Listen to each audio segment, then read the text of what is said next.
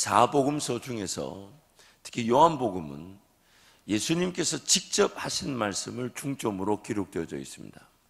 다른 복음서들마다 각양각색의 특색이 있습니다. 특별히 요한복음은 예수님이 직접 말씀하신 내용을 제일 많이 다루고 있는 복음서가 바로 요한복음입니다. 그래서 종종 새가족들이 어디부터 성경을 읽을까요? 라고 물어오면 제가 예전에 좀 성격이 조금 개팍하고 지금처럼 성화되지 않았을 때는 그걸 질문이라고 하냐고, 처음부터 읽으면 되지라고 말했던 적이 있었지만은 지나고 보니까 누군가가 혹시 물어본다면 이 요한복음을 권합니다. 왜냐하면 예수님의 직접적인 말씀이 제일 많이 직접적으로 기록되어져 있습니다. 첫 번째로 나는 예수님은 생명의 떡이다 라고 말씀하셨습니다. 우리 요한복음 6장 47절부터 요한복음 6장 47절부터 51절 말씀을 같이 갑니다. 시작. 진실로 진실로 너희에게 이르노니 믿는 자는 영생을 가졌나니 내가 곧 생명의 떡이니라. 너희 조상들은 광야에서 만나를 먹었어도 죽었거니와 이는 하늘에서 내려오는 떡이니 사람으로 하여금 먹고 죽지 아니하게 한 것이니라. 나는 하늘에서 내려온 살아있는 떡이니 사람이 이 떡을 먹으면 영생하리라. 내가 줄 떡은 곧 세상의 생명을 위한 내 살이니라 하시니라. 아멘. 예수님께서 태어나신 베들레헴, 이 지명은 베들이란 단어와 레헴이란 단어가 합쳐진 합성어입니다. 베들이란 단어는 떡이라는 뜻이고 레헴이란 단어는 집이라는 뜻입니다. 그럼 베들레헴이 뭐죠? 떡집입니다. 예수님이 이 땅에 태어나실 때 베들레헴에서 태어나셨는데, 베들레헴에서 이 떡집에서 무엇으로 태어나셨습니까? 생명의 떡으로 태어나신 겁니다. 예수님께서 말씀하십니다. 출애굽한 이스라엘 백성들에게 하나님께서는 하늘에서 내리는 만나로 그들을 먹이셨습니다. 근데 너무 안타까운 것은 하늘에서 내린 만나였음에도 불구하고 그 만나를 먹은 이스라엘 백성들은 그것으로 충분하지 않더라는 것입니다. 광야에서 그들의 삶은 죽고 말았습니다. 하나님이 인도하시고자 했던 약속의 땅에 그들이 들어가지 못하고 하늘에서 내렸던 만나를 먹었음에도 불구하고 그들은 광야에서 죽었다는 것입니다. 그렇다면 이 예수님의 말씀에 따르면 하나의 문제가 제기가 됩니다. 우리의 진정한 양식은 무엇인가 하는 것입니다. 이 땅에서 나는 것으로는 안 되는 건 지극히 당연한 것이고, 하늘에서 내렸던, 비와 같이 내렸던 만나로도 그 백성들에겐 양식이 되지 않았다는 거예요.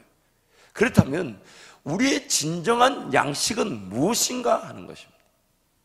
도대체 무엇을 먹어야 우리의 인간적 상황, 먹어야 한다는 육신적 이 상황을 넘어서는 진정한 양식이 될 수 있는가?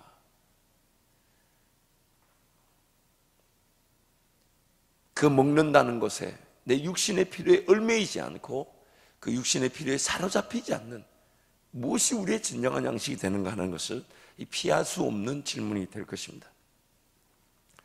죽은 것이 아닌 정말 살아있는 것이 필요하다. 그래서 예수님이 자신을 가리켜서 나는 생명의 떡이다 라고 말씀하신 것입니다. 근데 왜 예수님이 생명의 떡이라고 하셨을까요? 그러면서 자기를 먹으라고 얘기합니다. 자기를 먹으라. 그래서 요한복음 말씀 보면, 또 고린도전서 말씀 보면 주께서 잡히시던 밤에 떡을 떼어 나누시면서 또 잔을 나누시면서 뭐라 하냐면 이 떡은 내 살이고 이 잔은 내 피다 하시면서 내 살을 먹으라, 내 피를 마시라, 그렇게 얘기하셨어요. 초대 기독교가 막 세워지기 시작한, 교회가 세워지기 시작한 1세기에는 그리스도인이라고 불리기 시작하면서 교회들이 세워져 나가기 시작했죠. 근데 교회 바깥의 사람들이 그리스도인들, 즉 교회 안의 모습을 보면서 여러 가지로 오해한 것들 중에 가장 대표적으로 오해한 게 예수님의 살을 먹고 예수님 피를 마신다고 해서 교인들을 식인종이라고 불렀다잖아요. 저 사람들은 자기네들 주인을 먹는데, 자기네들 주인을 마시는데, 왜 예수님은 내 살을, 내 피를 먹고 마시라, 왜 먹으라고 하셨을까? 첫 번째는요, 그 이유가 분명합니다. 예수님이 이 땅에 무엇으로 오셨냐면 말씀이 육신이 되어 우리 가운데 오셨습니다. 그래서 요한복음 1장 1절 말씀 같이 갑니다. 시작. 태초에 말씀이 계시니라. 이 말씀이 하나님과 함께 계셨으니 이 말씀은 곧 하나님이시니라. 태초부터 지금까지 함께하고 계신 것인데 그것이 뭐냐면 말씀인데, 그 말씀이 곧 누구시다고요? 하나님이신데, 요한복음 1장에 나오는 영접하는 자, 곧 그 이름을 믿는 자들, 그 이름이 누구냐면 바로 예수 그리스도이십니다. 그래서 태초부터 성부, 성자, 성령이 함께 하셨죠. 성부 하나님은 말씀하셨고 그 말씀하신 것을 실행하신 분이 바로 성령 하나님이셨죠. 성령 하나님이 수면을 운행하시면서 그 창조의 역사를 친히 나타내신 겁니다. 그럼 성자 하나님은 어디에 계셨냐? 성부 하나님의 그 말씀 그 자체가 바로 예수 그리스도이셨다는 것입니다.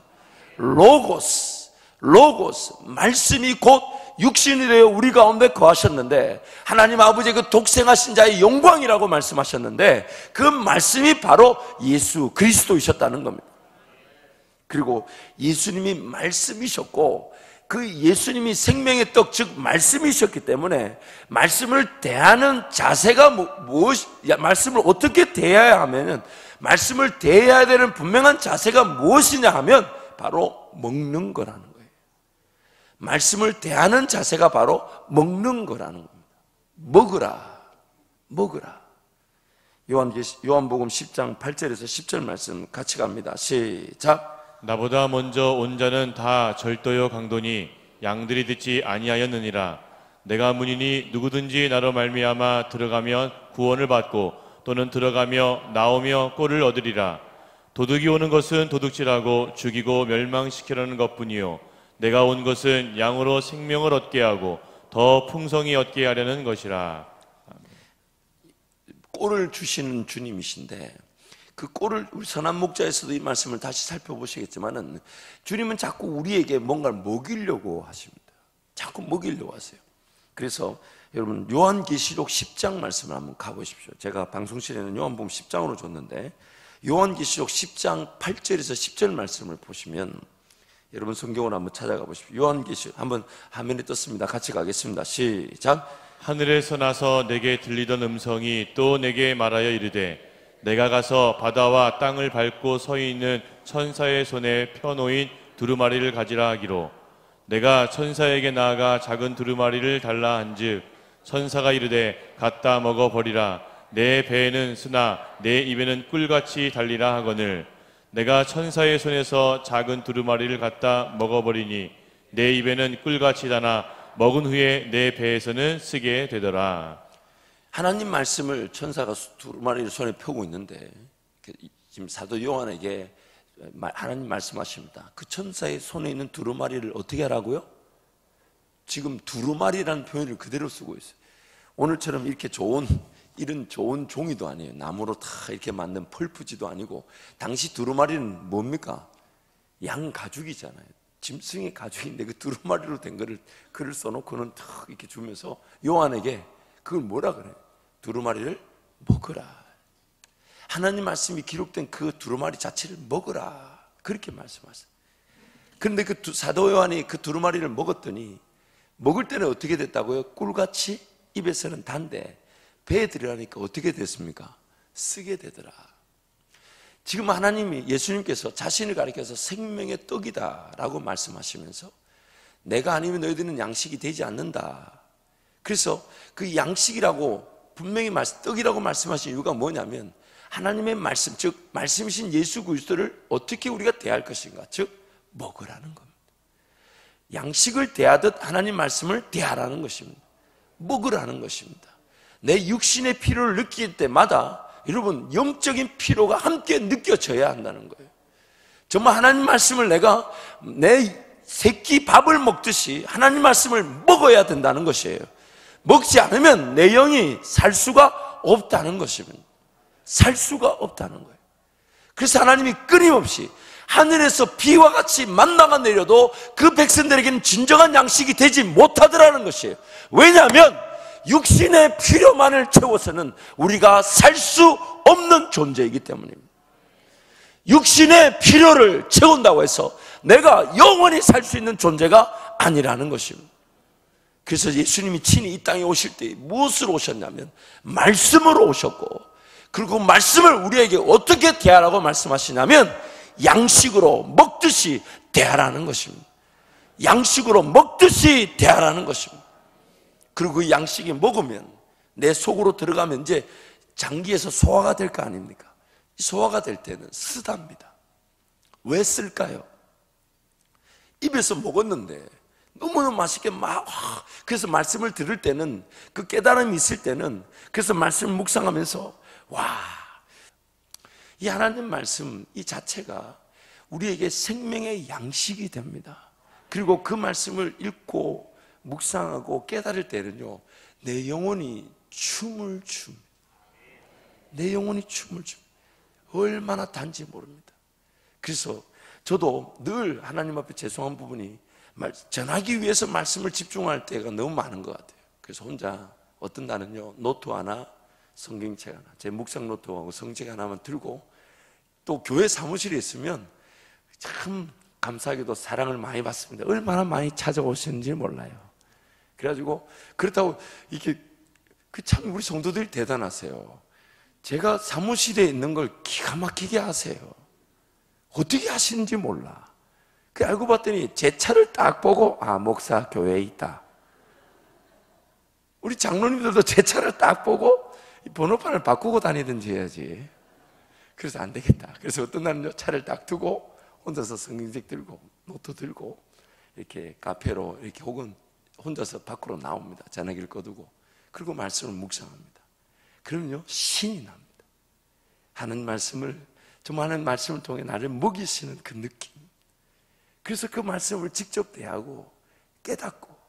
근데 이 은혜는 목사이기 때문에 주는 게 아니라 여러분 안에 계신 성령 하나님이 여러분에게 그 말씀을 먹이듯이 깨닫게 하시기를 원하십니다. 성령 하나님이 직접 기록해 놓으시고, 성령 하나님이 여러분 안에서 기록해 놓은 이 말씀을 깨닫게 하시고, 그걸 그 즐거움을 누리게 하세요. 그래서 말씀을 묵상할 때는 그 깨달음이 이만저만이 아니죠. 행복합니다. 그런데 그 말씀이 내가 먹을 때는 즐거운데, 단데 내 속에 들어가면 무슨 말이냐면, 이제 이 삶의 현장에서 깨달은 말씀을 실천하려면, 적용하려면 이만저만 만만치는 않습니다. 소화하려고 하니 쓰더라. 달지만, 먹었을 땐 달았지만 이 말씀이 적용되려고 하니 정말 또 다른 은혜가 필요하게 됩니다. 그래서 하나님께 또 은혜를 구하게 되죠. 하나님, 정말 이 말씀을 깨달을 때는, 그래서 앉아 적어 나갈 때마다 얼마나 행복했는지 모릅니다.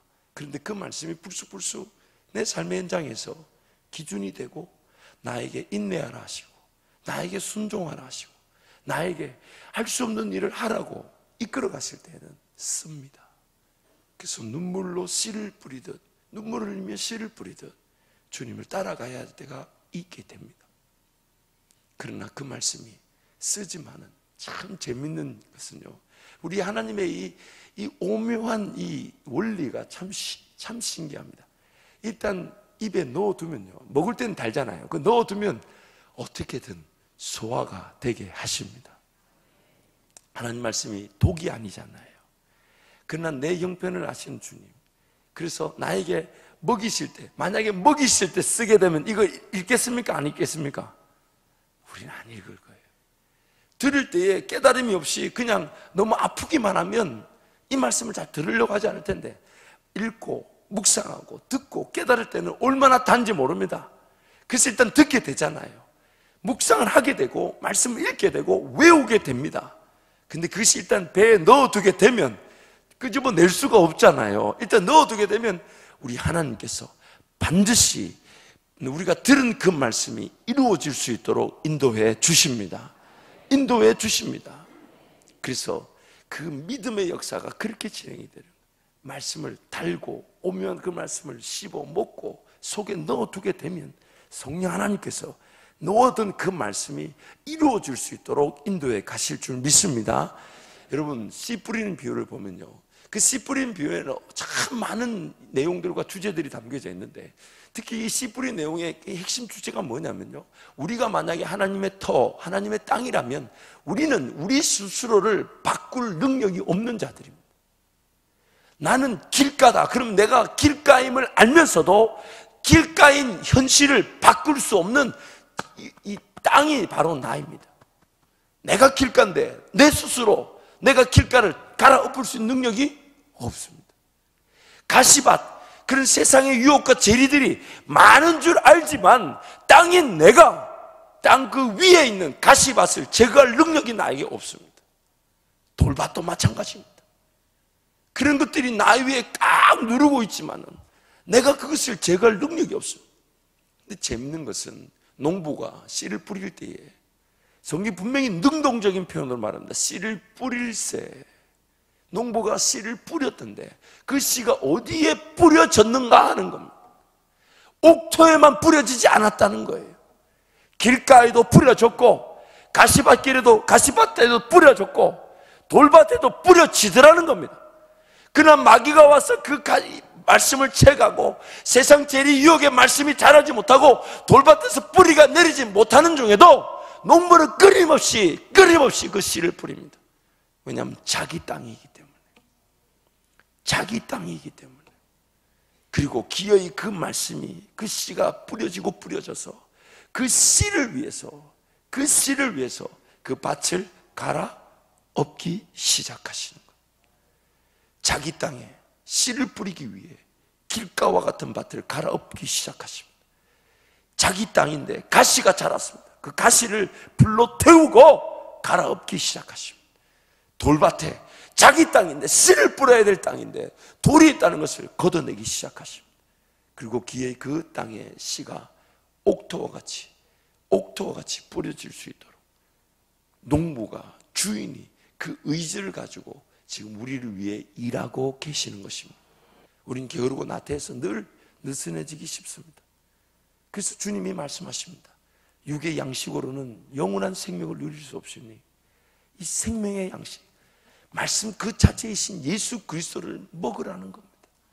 먹으라는 거예요. 이렇게 아멘 소리가 아니, 먹으라는 겁니다. 먹으라는 거예요. 육신의 양식을 대하듯 먹으라는 것입니다. 그리고 먹을 때에 그 먹는 맛을 알게 하실 겁니다. 달고 오묘한 그 말씀, 달고 오묘. 그리고 내 속에 일단 들어가기만 하면 성령 하나님께서 이 말씀이 소화되게 하실 것입니다. 이루어지게 하실 것입니다. 출애굽기 12장 1절에서 11절 말씀 우리 한번 좀 길지만 같이 선포합니다. 시작. 여호와께서 애굽 땅에서 모세와 아론에게 일러 말씀하시되 이달을 너희에게 달의 시작 곧 해의 첫 달이 되게 하고 너희는 이스라엘 온 회중에게 말하여 이르라. 이달 열흘에 너희 각자가 어린 양을 잡을지니 각 가족대로 그 식구를 위하여 어린 양을 취하되 그 어린 양에 대하여 식구가 너무 적으면 그 집의 이웃과 함께 사람 수를 따라서 하나를 잡고 각 사람이 먹을 수 있는 분량에 따라서 너희 어린 양을 계산할 것이며 너희 어린 양은 흠없고 일련된 수컷으로 하되 양이나 염소 중에서 취하고 이달 열나흘까지 간직하였다가 해질 때에 이스라엘 회중이 그 양을 잡고 그 피를 양을 먹을 집 좌우 문설주와 임방에 바르고 그 밤에 그 고기를 불에 구워 무교병과 쓴 나물과 아울러 먹되 날 것으로나 물에 삶아서 먹지 말고 머리와 다리와 내장을 다 불에 구워 먹고 아침까지 남겨두지 말며 아침까지 남은 것은 곧 불사르라. 너희는 그것을 이렇게 먹을지니 허리에 띠를 띠고 발에 신을 신고 손에 지팡이를 잡고 급히 먹으라. 이것이 여호와의 유월절이니라. 유월절, 어린 양, 예수 그리스도의 구속의 예표가 되는 구약의 절기입니다. 근데 이것이 여호와의 유월절이나 즉 급히 먹으라. 허리에 띠를 띠고 지팡이를 잡고 급히 먹으라. 우리의 새 생명의 출발점. 허리에 띠를 띈다는 것은 그 긴 거리 여행을 상징하는 것이죠. 통으로 된 옷을 입었으니 고동이 쉽게 하기 위해서 여행을 떠날 때마다 이 사람들은 허리에 띠를 띱니다. 그리고 손에 지팡이를 잡습니다. 여행을 떠나야 되니까 새로운 은혜의 여정을 떠나는 유월절 예식을 지킬 때에 가장 중요한 것, 유월절 어린 양 예수 그리스도를 먹으라. 먹으라, 먹으라, 먹으라, 먹으라. 그 말씀을 먹으라는 것입니다. 그 생명의 말씀을 먹게 될 때에 오늘 우리가 육신의 양식으로 얻을 수 없는 그 영원한 가치, 생명을 얻게 되는 것입니다. 얻게 되는 것입니다. 앞으로 교회에서는 여러분들이 그 양식을 잘 먹을 수 있도록 도울 것입니다. 어떤 교회 사역자로서 또 목사로서 그 기능, 또 하나님의 그 본질적인 목적에 따라 목사는 목사대로 쓰임을 받을 것이지만, 여러분이 하나님 말씀을 직접 대하고 여러분 안에 거하시는 성령 하나님을 직접 경험하면서 여러분이 그 기도를 통하여 하나님의 임재와 음성을 직접 듣는 그 놀라운 일들이 지금 어마어마한 감추인 보화처럼 숨겨져 있습니다. 그러나 여러분이 그것을 발견하게 될 때에 여러분 삶 모든 것들을 다 팔아서 그동안 관심 가졌던 문화도 없애버리고 습관도 없애버리고 물질관, 시간관 이런 걸 다 팔아버리고 그 감추인 보화를 얻고자 덤벼들게 될 것입니다. 그래서 여러분 특히 이 하나님 말씀을 대할 때 먹으십시오. 먹으십시오. 먹으십시오. 주야로 먹으십시오. 꿀송이처럼 달게 하실 것이고 내 뱃속에 넣어두면 쓰지만 반드시 소화되게 하실 것입니다. 로마서 10장 17절 말씀 함께 갑니다. 시작. 그러므로 믿음은 들음에서 나며 들음은 그리스도의 말씀으로 말미암았느니라. 말씀을 먹으면 믿음이 생기게 되어 있습니다. 말씀을 먹으면 믿음의 길을 걸어가게 되어 있습니다. 말씀을 먹으면 믿음의 역사를 보게 될 것입니다. 디모데후서 3장 16절 17절 함께 갑니다. 시작. 모든 성경은 하나님의 감동으로 된 것으로 교훈과 책망과 바르게 함과 의로 교육하기에 유익하니 이는 하나님의 사람으로 온전하게 하며 모든 선한 일을 행할 능력을 갖추게 하려 함이라. 나를 나답게 하고 또 내가 예수 이름의 권세를 누리게 하는 것, 하나님의 말씀의 역사입니다. 하나님 말씀의 역사입니다. 우리 예수님은 생명의 떡으로 이 땅에 오셨습니다. 그래서 떡집에서 태어나셨습니다. 왜냐하면 그분이 떡이시니까. 그리고 우리에게 말씀하십니다. 먹으라. 내 살을 먹고 내 피를 마시라. 왜냐하면 예수님 그분이 말씀으로 이 땅에 오셨기 때문에. 말씀으로 이 땅에. 그리고 그 말씀이신 예수님을 대할 때 어떻게 대한다고요? 먹으라는 겁니다. 먹으라. 먹으라. 그래서 여러분 이 말씀을 정말 이렇게 한 권으로 주어질 수 있다는 게 얼마나 귀한지. 나중에 여러분 이제 2019년에 우리 원로 목사님과 함께 이스라엘 성지순례를 이제 본격적으로 계획을 해서 또 이 비용이 적지 않을 거니까 이제 한 달씩 이렇게 모아가는 또 그런 프로그램을 만들 것입니다만 가보면요 정말 우리 강단 한쪽 벽에서 저쪽 벽까지 양피지로 쫙 성경 구절이 붙어 있어요. 근데 이 길이에 이 정도 폭이 되는데 이 강단 길이를 탁 했는데 이사야 55장 그 돌돌돌 말하면 이만합니다. 이사야 55장 한 장 말아도 이만합니다. 근데 하나님이 지금 이 시대에 이런 걸 주셨어요. 이거 어찌 은혜가 아닙니까? 이거 어찌 은혜가 아니냐 말이에요. 이 시대에 이런 걸 주셨어요. 이런 거를. 이 얼마나 큰 은혜입니까? 그러므로 하나님 말씀을 주야로 먹으시기를 축복합니다. 그리고 그 말씀을 먹을 때에 여러분이 살아날 것입니다. 그리고 여러분 아십니까?